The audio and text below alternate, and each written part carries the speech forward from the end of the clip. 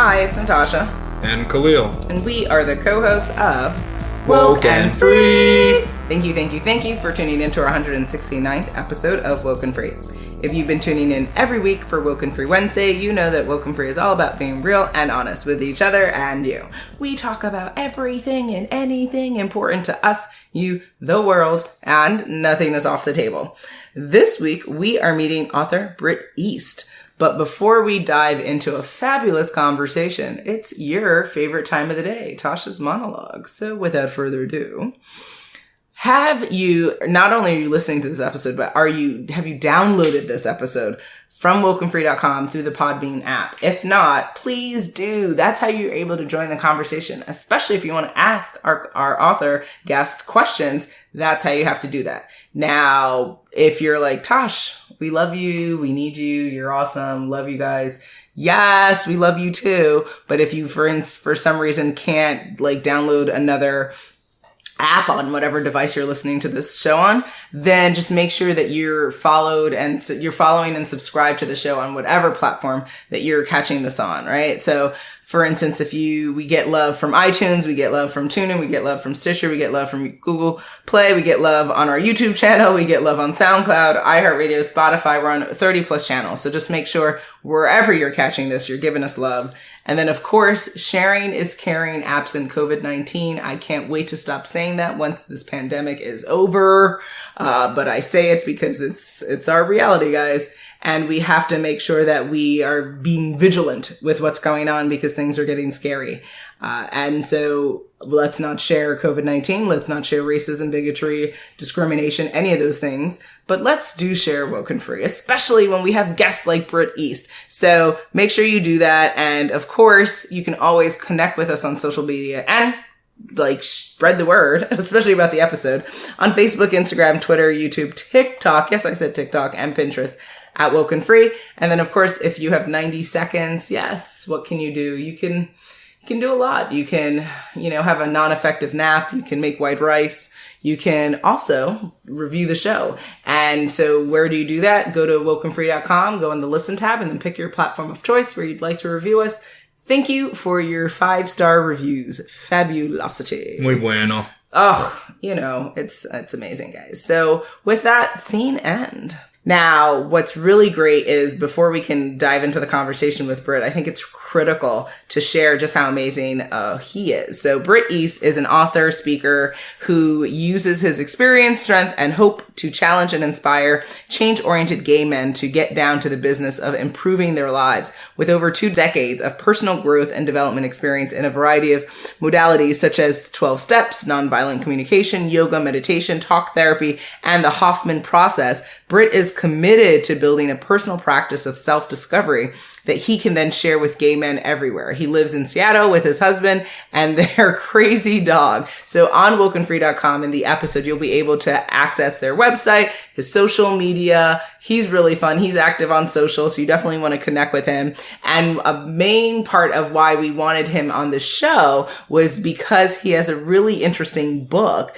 that that is just fresh out the presses, right? And we wanted to kind of talk about it. So to give you guys a little bit of a synopsis of the book, here is a description that he shared with us. So many gay men find ourselves trapped in a series of no-win situations. If we don't live honestly and openly, we won't have the skills, wisdom, or relationships necessary to manifest our dreams. But when we do come out, we must confront that full force of societal homophobia and consider a variety of questions. Can we create a family without mimicking the norms of a straight society? How do we cultivate sustainable gay friendships amidst our internalized homophobia? In a world of hookup apps and disposable relationships, how do we find lasting love? A Gay Man's Guide to Life, which is the title of the book that he wrote and he's discussing with us, answers these questions. Britt East presents an approachable, no-nonsense path for gay men to set down the excuses and get to the business of improving their lives. No new age mumbo jumbo or wishy-washy self-help jargon, just real work focused on real results to unleash our true selves and unlock our best lives. So hello, how you doing? So direct. Yes, and that's how we like it here at WokeNFree. And we welcome this conversation, and we welcome not only the conversation, but to speak with someone who's so passionate about supporting and advocating and bettering the LGBTQ IA plus community. Because here at WokeNFree, we support all people, regardless of walks of life that you come on, because that's what it is to be WokeNFree. You have to be open and accepting, and also embrace diversity, because we have diverse thoughts, because we're diverse people in this world. So without further ado, let's get to the conversation with Britt East. Each week on our podcast, we like to share a little bit about us before we dive into the topic for the episode. Last week we asked, would you rather eat ice cream every day for a year or go without ice cream for 2 years? This week we're asking, would you rather own your own sports team on a losing streak or own a successful chain of restaurants? For me, it's definitely the sports team. I'm a huge soccer geek, and my favorite soccer team is an absolute loser. So I feel like I'm already there. Well, yes, you kept it WokeNFree there. But you're okay having a losing streak, though? I'm used to it. They lose every season. Oh, okay. What's the team, if you don't mind saying? Their name is Arsenal. They play in the English Premier League. Oh, okay. Gotcha. For me, I would answer by saying, as a foodie, I love food. And I think even with COVID-19 and how challenging it has been on the food industry and, eating out, I still would go with the chain of successful food restaurants. Okay. So yeah, you both went by the actual item of discussion, but I thought about the success part. I mean, I wouldn't want to have something that's always losing. So that would be too much for me to have a team and they're always losing. I would trade everybody off the team if I had a team like that. I don't know, or get rid of the coach, something like that. I would just go with the successful chain of restaurants just because it's already winning. Yeah, it's kind of going the way I want, and you can only go up. So I don't know. That's just my choice, and it's not about the food or the sports. I just like the success. Okay. All right. Now that we've been riveted by that question. But now, I mean, we learned a little bit about you, about your little soccer team that you like. But maybe you could tell us even more about yourself and how you came to write this book, A Gay Man's Guide to Life. Absolutely. Yeah. This is a book that is basically a catalog of all of my mistakes. So when you read it, you should really try to do the opposite of everything I've done. I've been in the personal growth and development journey for about 20 years now. And that whole time, I've been a writer my entire life. And that entire time I've been on this path, people have been saying, hey, you got to write your story. It's so amazing. You got to put it down on paper. And I always hesitated and was kind of resistant to it because it felt like I was kind of monetizing my pain somehow. And I just felt gross to me by writing a straight up memoir. So it wasn't until I was working with a coach last year that I realized I could flip the script. And instead of putting myself at the center of the story, I could put the reader at the center of the story and certainly offer up details of my life and memoir to contextualize my recommendations and advice, but to really make the reader the hero. And that felt, as soon as he helped me realize that, then the whole project opened up, and it was absolutely, it was an effortless process from that point on. It was just kind of miraculous, frankly. The book just kind of passed through me. Wonderful. Yeah. You definitely touched on several different segments of a person's life that you need to navigate, especially through the lens of, being a gay man. Right. And so how did you, what was the key for you in organizing the book itself and really honing in on the specific topics that you covered? Because there's a lot that you could talk about in life. Right. And you went, I think you gave a really good kind of smattering of different channels that people need to think about, from finance to wellness to family planning to just even understanding more about the LGBTQ community. So what was that process like for you? A lot of gay guys just need to be re-raised, frankly. We're like a bunch of children out there. I mean, just to be really honest, and there's all sorts of reasons for that. That's not our fault. Just through the system of bigotry and homophobia we were raised in, we spend our lives isolating and wearing masks and hiding, just trying not to get killed.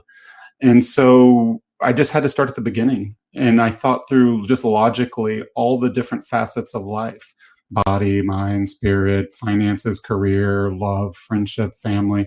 I just kind of ticked them off one by one. And that's how the book kind of wrote itself, because I created such a strong frame and structure that I just sort of poured myself into that frame, and I looked up and I was done.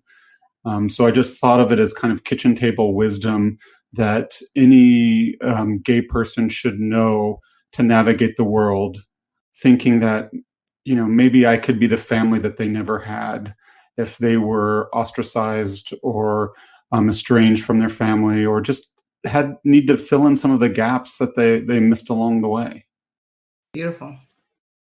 All right. And I know, in reading the book, I noticed there was a chapter about allyship, and we wanted to know, what are the key takeaways for those reading the book to become better allies for the LGBTQIA+ community?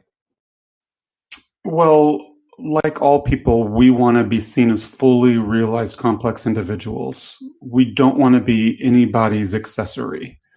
And sometimes, you know, if we rely on pop culture to write the template of our moral codes, then it's really easy to create caricatures of one another.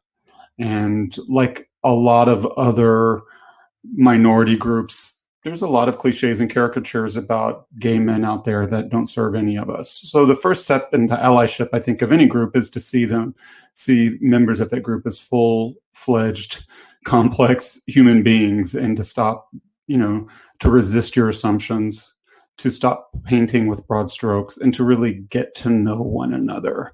Eventually, labels, they're really empowering at first and even thrilling when you first start to accept yourself, but eventually they have diminishing returns and they start to inhibit human connection. And so if we are so focused on each other's labels, then eventually we lose sight of our humanity. And that's, I think, at the heart of allyship, regardless of the group.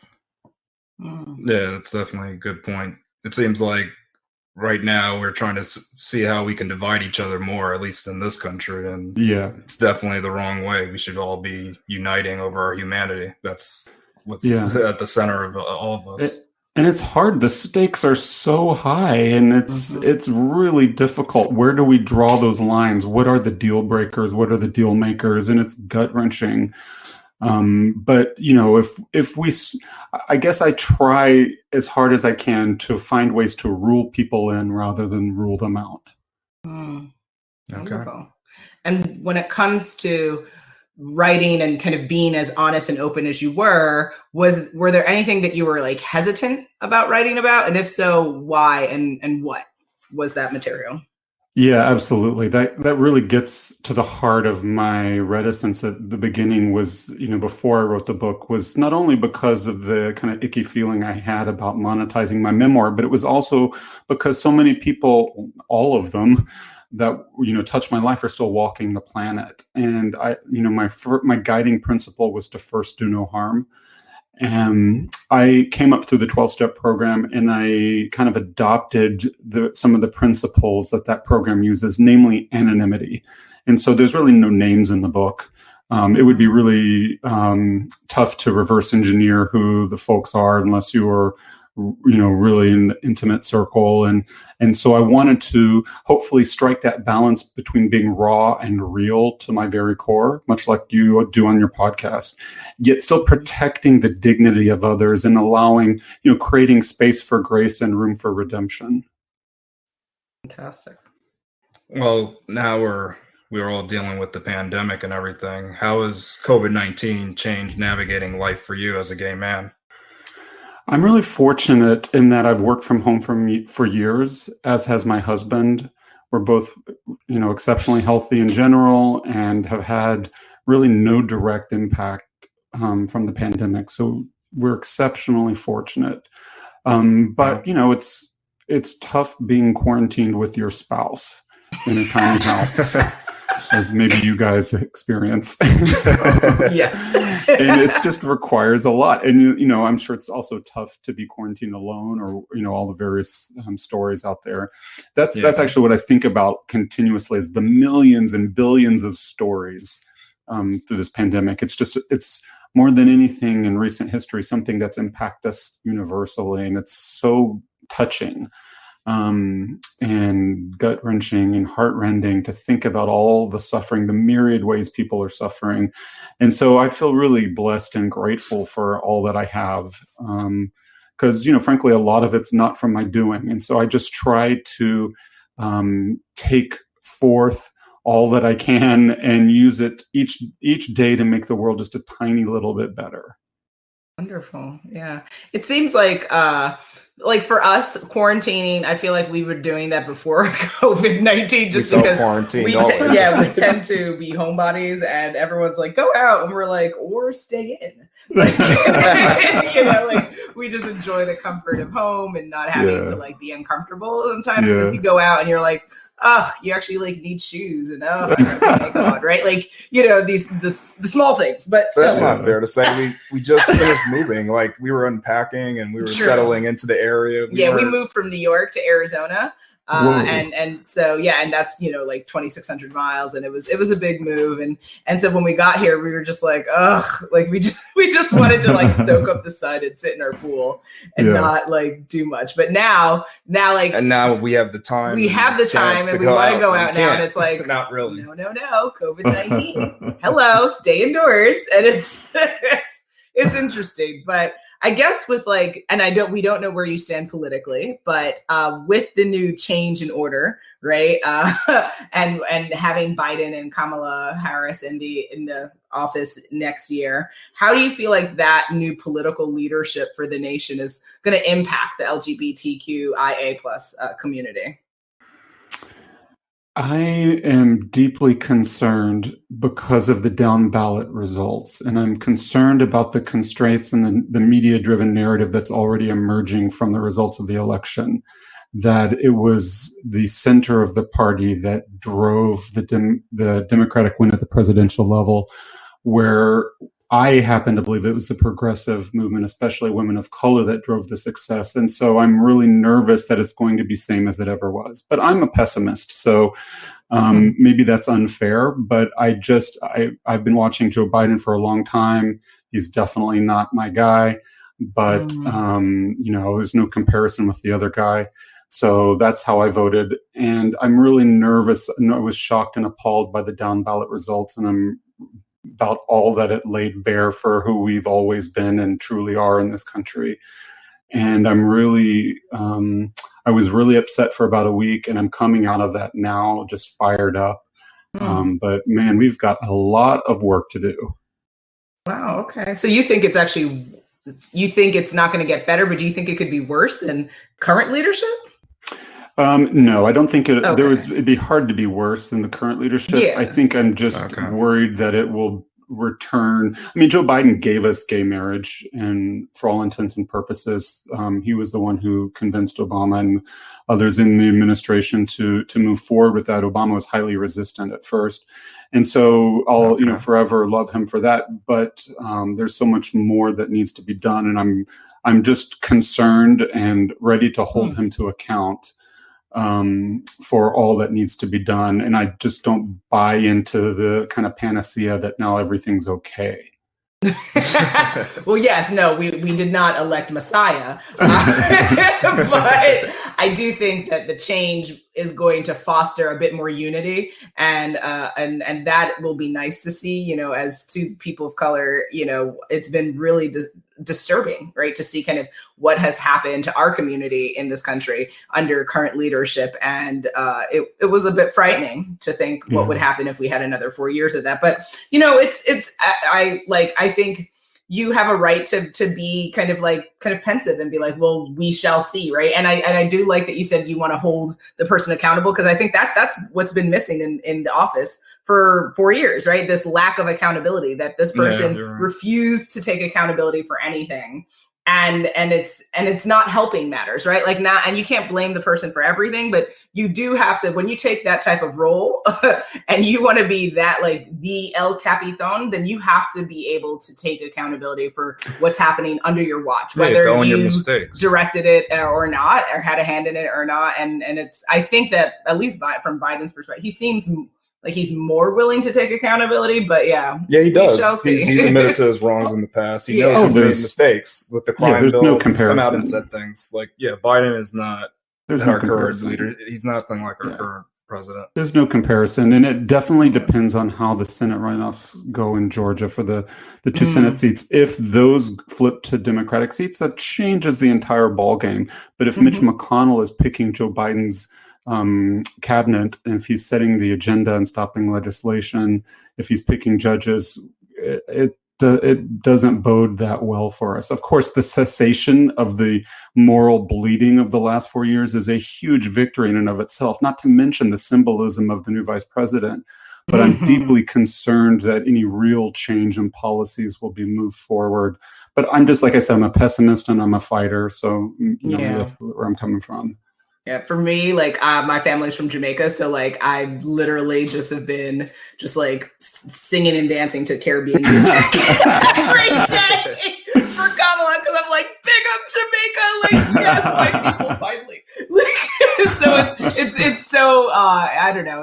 As a young Black woman, I never, like, Barack Obama was, like, I never thought that we could ever have a Black president. So to have Kamala, like, I never thought there would be Caribbean representation in the White House. Like, it's so incredible. And it's a Black president, like she says, right? Like, she's the first, but she definitely will not be the last. And I think that, like, as human beings, we live through representation, right? So if we don't see people doing things, we don't have the permission to dream that same dream that someone else accomplished. And so it's really important to go out and do things, and to be authors, and to be speakers, and to be advocates, because it gives permission to others, especially our youth, that you too can dream this dream, and you too can accomplish this. And it's just so moving, but you've got to see it to be it. We'll see, right? We'll see how the next 4 years go. But I'm an eternal optimist, so I always hope for the shiny rainbow, hopefully. But we'll see. And by the way, I have to go back to something. I actually do blame Trump for everything. I just want to get that in there. Okay. You said I can't blame him. I actually do. Okay. You're listening to Woke and Free. Woke and Free? Woke and Free. Woke and Free? Woke and Free! A podcast about being real and honest. So we definitely liked how the book had action items, and there was bulleted points on what people can do in their lives now to make changes. And on page 140, you actually broke down the concept of leverage. Can you share what you believe the key types of leverage that a person can utilize in their life is? Yeah, I mean, if you want to do something meaningful and powerful, chances are you're going to be using leverage. And leverage just means extending your resources beyond past what you could otherwise do yourself. I mean, very few of us, are self-made men or women, that's kind of an American myth. Most of us depend upon all sorts of tools and relationships to get anything real and powerful and meaningful done. And so that's where leverage comes into play. Now, a lot of us think negatively about leverage because we immediately go to financial leverage, which scares us because of things like interest rates. But there's actually all sorts of leverage. There's like the leverage of technology, which we're using right now. We're in different states. And if were we not leveraging technology, we would not be having this conversation. There's marketing leverage. Leveraging your social connections and relationships to extend the reach of your audience, or maybe segment your audience, or get your message out to more people. So there's all sorts of different types of leverage. In fact, almost anything can be leverage. And it's really, I think, important to get clear and mindful about where you're using leverage in your life and where you could be using leverage to get more efficient and effective results. Wonderful. Okay. Yeah, absolutely. Now, picture it. Someone sees your beautiful book on a bookshelf, right? And they may be happening to listen to Woke and Free, this episode, right this minute. Why should they not only just pick up the book and kind of flip through, but why should they purchase the book and read this fantastic book? Yeah, the book is for anybody, and it's not just for gay people. I just wrote it from my lived experience as a gay man. So it's not called a guide to life for a gay man. It's called a gay man's guide to life. So it's using my lived experience as a gay man to offer my wisdom and experience, strength, hope, recommendations, my kitchen table advice and opinions to help you improve your life. So you need not read it from cover to cover. You can flip through it and read it by topic whenever you need a booster shot or have questions on a specific facet of your life. And because I wrote it in such a logical, linear fashion, I think it really applies to anybody. We could all use a little pick-me-up right now in the finances department, for instance, given what so many of us are going through with this looming recession or depression. Most of us right now could use a lot more physical intimacy in our lives, given the physical distancing that we're going through resulting through the pandemic. So this book kind of identifies obstacles that you might be experiencing and how you can plow through those obstacles to be more of who you were truly always meant to be. I love it. right. Good job. Well, it was a pleasure having you on our show, Britt, and sharing your story with our Woke and Free listeners. Now, what is the best way that they can get in touch with you? Yeah, my website is the hub for all my work. It's britteast.com, and you can read free articles on the site. I have a free blog. I have links to all my socials, and then there's also a place where you can buy my book through your favorite online retailer. Book's also available in stores anywhere books are sold, but the best single place is my website. Perfect. Okay. Awesome. And is there anything else that you'd like to shout out or share? Maybe you have any upcoming news or things that you're working on right now? Well, I'm already working on the sequel. The response has just been so overwhelming. It's called A Gay Man's Guide to Love. And so where the book is a broad, it attacks every facet of life, this is a deep dive into love, and especially in the gay community, because we got a lot of growing up to do and have a lot of questions and need a lot of help. So I'm going to try and address that and hopefully and have it out in maybe early 2022. Beautiful. Okay. That sounds Wow. fantastic. Good for you. Yay. So more writing. Wonderful and exciting. That's awesome. But is your husband like, don't share, or is he like, have at it? Yeah, he's sort of like hear no evil, see no evil. He's just like, oh, whatever. Gotcha. That's awesome. Well, thank you, Britt. And yes, we will definitely share the link to your website and make sure that people see a copy of your book. And it's just going to be amazing for more people to continue to learn more about you, learn more about your story, and learn how they too can navigate life and really, as you say, kind of get that growing up that people need, but then also just like having that sense of comfort, right? Because when you get wisdom from people who share a similar narrative to you, it means more, right? And it connects and resonates a bit more. So thank you for writing it. And thank you for sharing your story here with Woke and Free.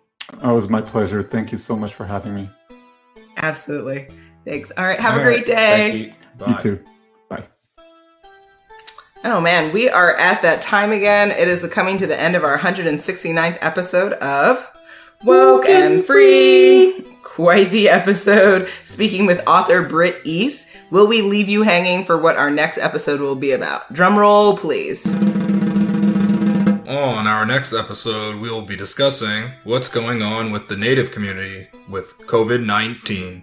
Make sure you follow us on social media to follow along in the conversation, and make sure you tune in next week for Woke and Free Wednesdays to join the conversation at WokeNFree.com. If you'd like to be a guest on the show, please submit a topic for an upcoming episode or share how you feel on our Contact Us page at WokeNFree.com. And again, guys, episode guests, we're talking 2021. Don't try to hit us up for 2020. This year is ending quickly, and we are super psyched to start creating the calendar for 2021. Now, the Contact Us page at WokeNFree.com, you can easily find at WokeNFree.com, WokeNFree.com. Now, when it comes to social media, please feel free to connect with us on Facebook, Instagram, Twitter, YouTube, Pinterest, TikTok at Woke and Free. And then, of course, all sponsorships or collaboration inquiries, find us easily on our Contact Us page at WokeNFree.com. If you didn't already subscribe, please do share the episode and make sure you come back to join the conversation every Wednesday for Woke and Free Wednesdays. Remember, Woke and Free is more than a podcast. It is a way of life. Till next time. Love y'all.